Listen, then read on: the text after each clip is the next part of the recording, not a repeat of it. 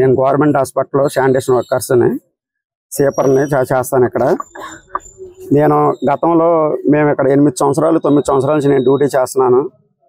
అయితే మన మెడికల్ కాలేజీలో ఓపెనింగ్ టైంలో వాషింగ్కి మమ్మల్ని ఒక 50 మందిని అక్కడికి క్లీన్ చేయడానికి పంపించారు. అయితే మేమందరం అక్కడికి వెళ్ళడం జరిగింది. మేము ఇక్కడ నుంచి బయలుదేరి వెళ్ళే ముందు ఇక్కడ నుంచి చీపుర్లు బకెట్లు అవి మొత్తం నాకు ఆటో ఉంది. మధ్యాహ్నం నుంచి అలా చెప్పారు నాకు మధ్యాహ్నం ఇలా వెళ్ళాలని. నైట్ 8 గంటలకి బయలుదేరేసి మేము అక్కడికి వెళ్ళడం జరిగింది. బకెట్లు చీపుర్లు అవన్నీ తీసుకెళ్ళి అక్కడ దింపాను. అయితే మాకు ఆ డబ్బులు మనిషికి 1000 రూపాయలు ఇస్తానన్నారు. ఆటోకి కూడా ఒక 600-500 కిరాయి ఇస్తానన్నారు. మాకు ఆ డబ్బులు 9 నెలలు 10 నెలల తర్వాత వచ్చినాయి. ఆ డబ్బులు ఎప్పుడు వచ్చినాయి అంటే నిన్న కాక మొన్న 3 రోజుల క్రితం వచ్చినాయి.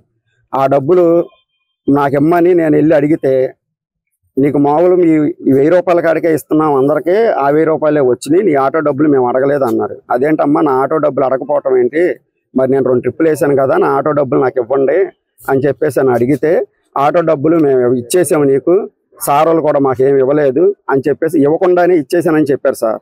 సరే నేను సార్ వాళ్ళు వచ్చిన తర్వాత మాట్లాడి నా డబ్బులు నేను తీసుకుంటాను, అప్పటి వరకు నాకు ఆ డబ్బులు వద్దు ఈ డబ్బులు వద్దని నేను వచ్చేసాను సార్. నేను వచ్చేసిన తర్వాత నీరజ జైకర్ అంట ఎవరో మరి రిపోర్టరు, అసలు ఆయన ఎవరో కూడా మాకు తెలియదు, మాకు ఈయనే అది అని అంటున్నారు, ఆయన ఎవరో మాకు తెలియదు. ప్రసన్న వీళ్ళు ముగ్గురు కలిసి అతను మా మీదకి వచ్చాడు. అతను డ్యూటీలో ఉండి మా డబ్బులు మాకు ఇస్తావా ఇవ్వా అని చెప్పి మా మీదకి వచ్చి రౌడీజం చేశాడు, మమ్మల్ని ఇష్టం వచ్చినట్టు మాట్లాడాడు అని చెప్పేసి ఉన్నే లేని అని మా ఎండీ గారికి చెప్పి మా ఎండీ గారితో మాట్లాడి మా ఎండీ గారు మా చక్రవర్తి గారికి మెసేజ్ పెడితే మా చక్రవర్తి గారు ఆయనకి మెసేజ్ పెట్టాడు. ఏం జరిగింది ఏంటంటే ఇక్కడ గొడవ జరిగింది సార్, ఏం లేదు, అతను ఏం మాట్లాడలేదు, డబ్బులు అడిగేసి వెళ్ళిపోయాడు, వీళ్ళు అతన్ని డ్యూటీ ఆపమని కొంచెం ప్రెజర్ చేసి ఇబ్బంది పెడుతున్నారు సార్, అతనైతే ఏం మాట్లాడలేదు, నేను డ్యూటీ ఆపను సార్ అని చెప్పేసి మా సార్ చక్రవర్తి గారు చెప్పడం జరిగింది. నేను నిన్న నాకు కొంచెం పని ఉండి నేను బయట ఊరు వెళ్ళాను. నేను ఈరోజు డ్యూటీకి వస్తే బోర్డు మీద ఇక్కడ అతన్ని డ్యూటీ ఆపేయాలని చెప్పి బోర్డు మీద ఇక్కడ పేరు రాశారు సార్.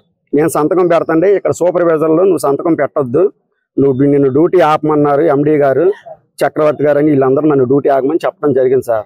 నేనైతే వాళ్ళని ఏం అనలేదు.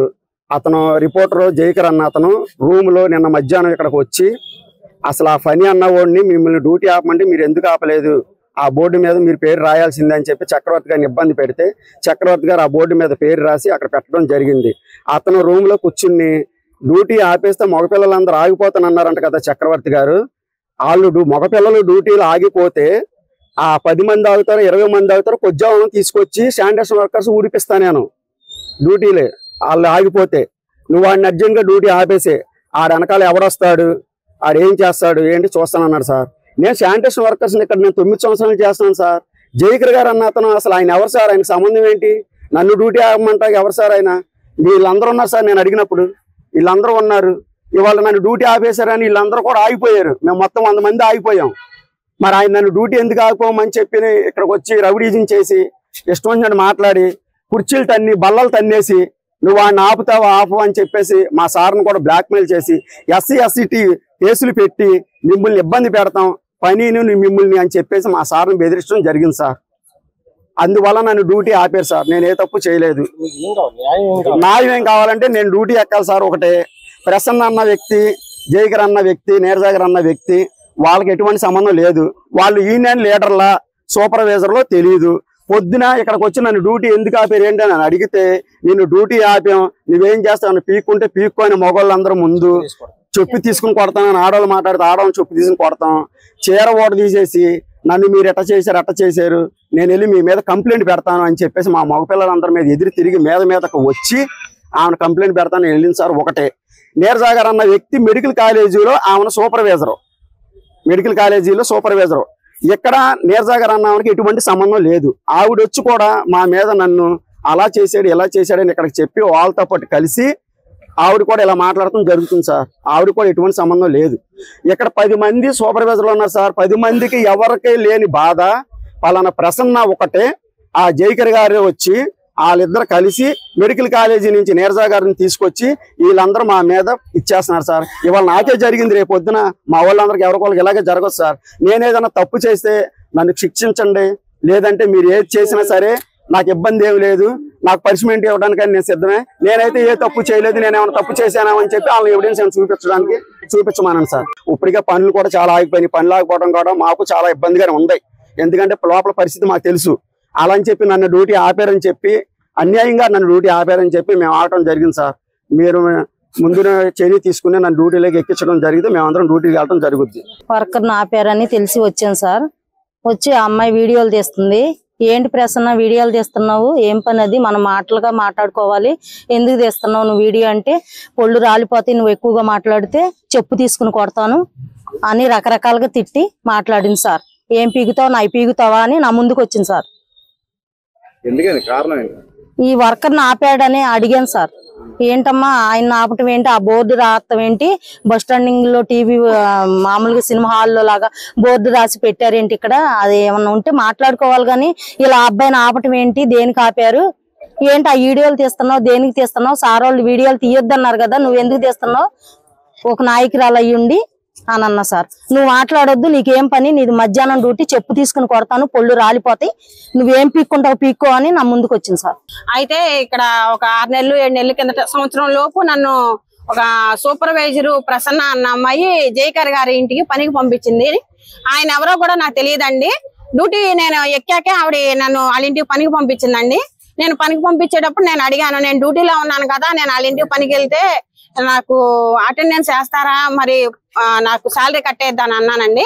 నేను అన్నప్పుడు ఆవిడ ఏమందంటే, ఆయన ఒక విలేకరు, మనకి ఎప్పటికైనా ఉపయోగపడతారు, నువ్వు అలాంటి ఏం భయపడబాక, రేపు పొద్దున ఏదైనా సమస్య వస్తే ఆయన నిలబడతాడు, ఇక్కడ ఉన్నాయని నేను చూసుకుంటా, నువ్వు వెళ్ళి వాళ్ళ ఇంటికి పని చేసిరా అని ఇక్కడ నుండి కొంత మెటీరియల్ మేము వాడే హాస్పిటల్ కి వాడే మెటీరియల్ ఇచ్చి వాళ్ళ ఇంటికి పనికి పంపించిందండి. పనికి పంపించే ముందు నేను జయకర్ గారికి మాట్లాడుకుంటున్నామని వాళ్ళ ఆవిడకి ఏం చెప్పొద్దని నాతో చెప్పిందండి. నేను అలాంటి ఏం చెప్పనమ్మా, పని చేసుకొని వస్తాను, నేను పని చేసి వచ్చేసానండి. అయిపోయింది. అయిపోయాక ఇప్పుడు గడిచి కూడా దగ్గర 9 నెలలు 10 నెలలు అవుతుందండి. మరి వాళ్ళ ఇంట్లో ఏం సమస్యలు జరిగినా నాకైతే తెలియదు. అయితే అది మనసులో పెట్టుకొని జయకర్ గారును ప్రసన్న ఇద్దరు కలిసి నన్ను డ్యూటీ చేసుకొని ఇవ్వట్లేదండి. ఈ ప్రసన్న అన్న అమ్మాయి నువ్వే జయకర్ పెళ్ళానికి ఏదో చెప్పావు, అందుకే మాకు గొడవలు అవుతున్నాయి, నీ అంత చూస్తానని చెప్పి మాట్లాడుతుందండి. ఆ జయకర్ గారిని మరి నేను వచ్చి 4 సంవత్సరాలు ఆయన ఎప్పుడు రాలేదు. ఈ మధ్య కాలంలో ఆయన్ని యూనియన్ గా కొంతమంది ఎన్నుకున్నారండి. ఎన్నుకొని ఆయన యూనియన్ నాయకుడు, ఆయన ఏం చేసినా చలమని అయింది, టీవీ రిపోర్టరు, మనం ఏం చేసినా చెల్లుబాటు అయ్యిద్ది అని చెప్పి నన్ను బెదిరించి చాలా దారుణంగా మాట్లాడుతున్నారండి. జయకర్ గారు రోజు వస్తున్నారండి. నిన్న కూడా వచ్చారండి. వచ్చి రూమ్ లో కూర్చున్నారు. 4 కూర్చొని నోటీస్ బోర్డు పెట్టేటప్పుడు నేను చూసానండి. ఎందుకంటే నా బండి ఇక్కడే పెట్టుకున్నాను. నేను బండిలో తాళాల కోసమని, ఇంటికి తాళాల కోసం వచ్చాను. వచ్చినప్పుడు నన్ను ఇదే కదా మా ఇంట్లో సమస్యలు చేయాల్సింది, దీని అంతు చూస్తాను, దీని ఎవరు ఏంటో చూస్తానని కొంచెం చాలా దారుణంగా మాట్లాడారు. వచ్చి ఇక్కడ నించున్నప్పుడు కూడా నేను పెనాయిల్కి దేనికన్నా వచ్చినా నన్ను కొంచెం దారుణంగా మాట్లాడుతున్నారండి.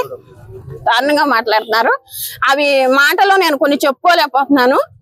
నాకు న్యాయం నేను వాళ్ళ ఆవిడకి రాత్రి ఫోన్ చేసి చెప్పానండి, అమ్మ ఇలా మాట్లాడుతున్నారని. చెప్పినప్పుడు ఆవిడ అంది, అమ్మ నేనేం చేయలేనమ్మా, మీరు చేతనైంది మీరు చేసుకోండి, ఆయన ఇలా ఎందుకు చేశారని కూడా నేను అడగనని చెప్పిందండి. నాకు న్యాయం జరగాలని నేను కోరుకుంటున్నాను. నేను ఎవరికీ కంప్లైంట్ ఇవ్వలేదండి. మా అన్నోళ్ళు కొంతమంది ఉన్నారు, వీళ్ళు ఉన్నారు, నేను వీళ్ళకి చెప్పానండి, కావాలంటే వీళ్ళు కూడా అడగండి. నన్ను చాలా దారుణంగా మాట్లాడుతున్నారండి. ఏమి ఇవ్వలేదండి నేను ఇంత మటుకు. అంటే ఎందుకంటే ఆయన రిపోర్టర్ కదండి, నాకు భయం వేస్తుంది. రేపొద్దున ఏదైనా జరిగిన ఆయనతో కూర్చొని కూడా అలా ఆవిడకి చెప్పానండి, మీ ఛానల్ మీరు చేసుకోండి, నేనైతే ఏం చేయలేనమ్మని చెప్పేసింది సార్. మరిన్ని వీడియోస్ కోసం ఛానల్ ని సబ్స్క్రైబ్ చేయండి, లేటెస్ట్ అప్డేట్స్ కోసం వాట్సాప్ ఛానల్ ని ఫాలో చేయండి, అండ్ లింక్ డిస్క్రిప్షన్ లో ఉంది.